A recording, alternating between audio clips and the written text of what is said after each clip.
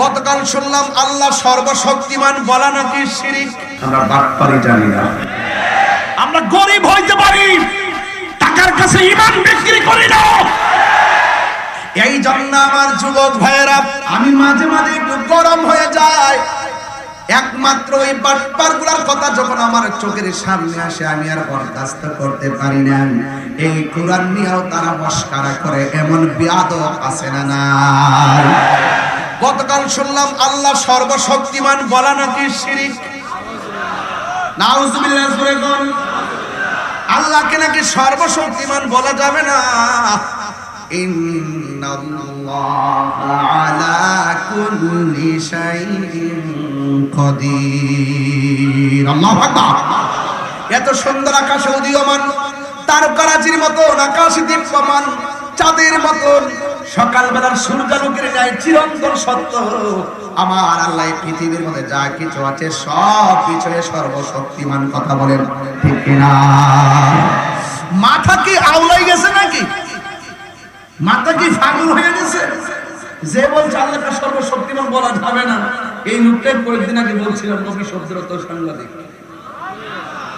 এটা দুদিন পরে পরে কিন্তু ডেলিভারি দেয়, বুঝেন নাই? এরপরে আবার কথা কয়েকদিন আগে বলতেছে আওয়ামী লীগ বিএনপির কথা নাকি কোরআনে আছে সূরা মুজাদালায়। ওই এগুলো ওগুলো মতই নাকি? হ্যাঁ, এগুলো ওদের চাচাতো ভাই। ওদের দৃষ্টিতে মুফাসসির হতে পারে, আমাদের দৃষ্টিতে মুকাজ্জিব। আমাদের জীবনে আমাদের কাছে তারা হলো মিথ্যাবাদী। কথা বলেন ঠিক কিনা? মিথ্যাবাদী জেনে শুনে যারা কোরআন নিয়ে অবজ্ঞা করে, যারা ইসলামের তামাশা করে, তাদের 80% সত্য হলো কোরআন ইসলাম নবী নিয়ে তিরস্কারের কারণে। ইজা ইজতিমা আল হালাল ওয়াল হারাম গলাবাল হারাম।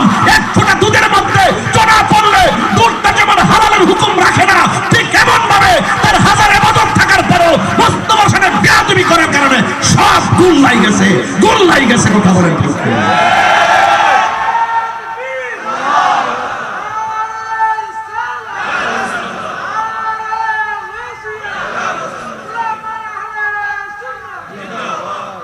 হায়াতের মালিক কে? আর জোরে বলেন কে? এই সূরার মধ্যে আল্লাহ কয় ফাবি আলাইহি রাব্বিকুমা তুকাযযিবান। সব দিলাম, তোমরা কোন নিয়ামতকে অস্বীকার করবে? সবচেয়ে বড় হলো তুমি তো বড় নিয়ামত। কাইফা তাকফুরুনা বিল্লাহ, কাইফা তাকফুরুনা বিল্লাহ। তুমি কিভাবে রবকে অস্বীকার করবা? এত কিছু দিয়েছি, কোনটাকে অস্বীকার করতে পারবা? তুমি যে বলো সূর্য, পারলে সূর্য উঠাইয়া দেখো, পারবে? পারবে না। এই জন্য বলছে কাইফা তাকফুরুনা বিল্লাহ। তোমরা কিভাবে তোমাদের রবকে অস্বীকার করছো? তোমরা ছিলে মৃত, তোমরা ছিলে নির্জীব, আমি আল্লাহ তোমাদেরকে সজীব করেছি। তোমরা ছিলে নিষ্প্রাণ, আমি আল্লাহ তোমাদেরকে প্রাণ দিয়েছি।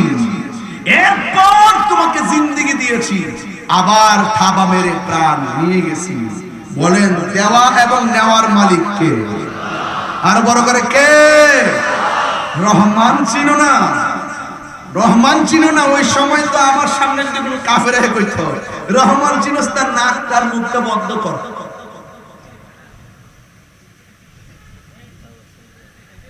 নাকটার মুখটার বন্ধ কর, রহমান চিনবি। চিনোস না? পানির নিচে ডুব দিয়ে 5 মিনিট থাক, রহমান চিনবি। এখন তো মাগনা অক্সিজেন নিতে সর ছাড়তেছ, ফ্যানের না বিল দেওয়ার লাগে, এসির না বিল দিতে হয়, মাগনাতে শ্বাস নিতেছ, বাতাস খাইতেছ, বিল কি গনতে হয়? এই যে বাতাস লাগতেছে, উপরের বাতাস বিল দিতে হয়। রহমান চিনো না? যিনি তোমাকে অক্সিজেন দিয়ে বাঁচায় তিনি রহমান। এই জন্য আমার যুবক ভাইয়েরা, আল্লাহ রাব্বুল আলামিন তিনি রহমান। কেমন? ইন্নাহু হুয়া ইউবদিউ ওয়া ইউঈদ। আল্লাহ রাব্বুল আলামিন হলেন সেই রহমান যিনি তোমার শুরুর মালিক, তোমার শেষের মালিক।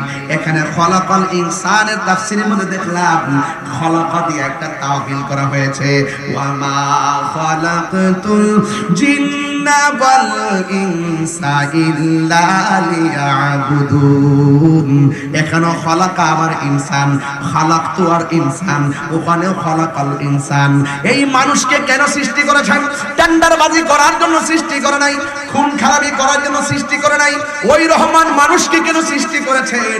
আল্লাহ রাব্বুল আলামিন এই তাফসীরের মধ্যে মুফাসসিরিন কেরাম লিখতেছেন, এই খালাকাল ইনসান মানুষকে সৃষ্টি করার পিছনে আল্লাহর যে ইরাদা, এটা কি জানেননি? তাই আমার বান্দা, আমি বান্দারে পাঠাইলাম, বান্দা একমাত্র আমি আল্লাহর গোলামি করবে, আমি আল্লাহ ছাড়া কাহারও গোলামি করবে না। এই জন্য আল্লাহ রাব্বুল আলামিন বলেন, আমি মানুষ এবং জিন জাতিকে সৃষ্টি করেছি একমাত্র আমি আল্লাহর গোলামি করার জন্য। নামাজের মাধ্যমে যার গোলামি হয়, রোজার মাধ্যমে তারই গোলামি, রোজার মাধ্যমে তারই গোলামি হয়, যাকাতের মাধ্যমে তারই গোলামি হয়, হজের মাধ্যমে তারই গোলামি হয়। এই জন্য আল্লাহ বলেছেন, ও বান্দা, সব গোলামি আমার জন্য করবি। আমি আল্লাহ তোদেরকে বলে দিলাম, ফাযকুরুনি আযকুরুকুম ওয়াশকুরুনি ওয়ালা তাকফুরুন। আল্লাহ বলে, ও বান্দা, তোমরা যদি আমি আল্লাহকে স্মরণ করো গো, আমি রহমানকে যদি স্মরণ করো, আমি আল্লাহ তোমাদেরকে স্মরণ, সুবহানাল্লাহ, আমাদেরকে স্মরণ করবে কে? আমরা আল্লাহকে স্মরণ করি নামাজের মাধ্যমে, আমরা আল্লাহকে স্মরণ করি রোজার মাধ্যমে, আমরা আল্লাহকে স্মরণ করি হজের মাধ্যমে। আমাদের সিস্টেমটা হলো ইবাদতের দ্বারা স্মরণ করা। এখন আল্লাহ যে বলছে আল্লাহ বান্দাদেরকে স্মরণ করবে, আল্লাহ আমাদেরকে স্মরণ করার সিস্টেমটা কি? তাফসীর কইলা দেখেন, আযকুরুকুম আইবির রাহমাতি ওয়াল মাগফিরা। আল্লাহ বলেন, ও বান্দারে, আমি আল্লাহকে স্মরণ করবি তোরা ইবাদতের দ্বারা, আর আমি আল্লাহ তোমাদেরকে স্মরণ করো আমার রহমত আর তোমাদের গুনাহ মাফ করে দিয়া। আল্লাহু আকবার বলেন না কেন? আমাদের গুনাহ আছে না নাই? এই জন্য ইবাদত আল্লাহর করতে হবে। ও যুবকের দল, অনুরোধ করে দিয়ে যাই, আল্লাহ রাব্বুল আলামিন কোরআনের মধ্যে বলে দিয়েছেন, ইন্নাল্লাহা আশতারা মিনাল মুমিনিনা আনফুসাহুম ওয়া আমওয়ালাহুম বিআন্না লাহুমুল জান্নাহ। আমি রহমান হলো তিনি, আমি আল্লাহ হলাম তিনি, যিনি আল্লাহ হলো তিনি, যিনি মুমিনের জান মাল ক্রয় করেছেন জান্নাতের বিনিময়ে। আর পরে করে সুবহানাল্লাহ, যিনি আমাদের জান মাল কিনেছেন জান্নাতের বিনিময়ে। এরপরে আসল দিকে একটু সামনে যায়, তাইলে মুমিনের জান মাল কিনছে জান্নাতের বিনিময়ে। আত-তাইবুনাল আবিদুনাল হামিদুনাস সাইহুনা রাকিউনা সাজিদুনাল আমিরুনা বিল মারুফি ওয়ান নাহুনা আনিল মুনকারি ওয়াল হাফিজুনা লিহুদুদিল্লাহ। তাড়াতাড়ি পড়ছি তো কিছু তাসবিহ এদিক সেদিক হয়ে যেতে পারে। আবার মৌলবীরা কইছে না যে আমি তারতিল হদর তাকবীর বুঝি না।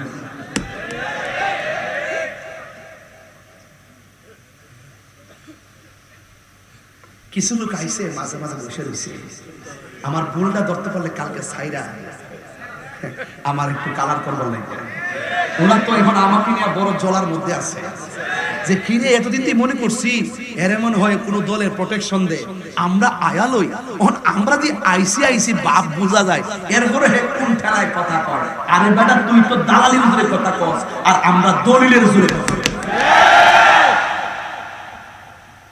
মামলা 11টা 14টা 20টা না 100 করস না, 100 আমি পরিষ্কার ভাষায় বলছি, যদি আমাকে নিতে হয় আমি যে অপরাধী প্রমাণ করে আমাকে নিতে হবে। আর হুদুদি আমার না 3 মাস দোকানে বা 3 30 90টা মাহফিল হইছে, পুরো 1 কোটি টাকা হয়ে গেল। যদি নিয়া রাখো তাহলে আমার 1 কোটি দিয়া যাও, নিয়া রাখো। আর যদি 90 দিন রাখার পর প্রমাণিত হয় আমি নির্দোষ, তাহলে আমার টাকা তোমাদেরকে দিয়ে দিতে হবে।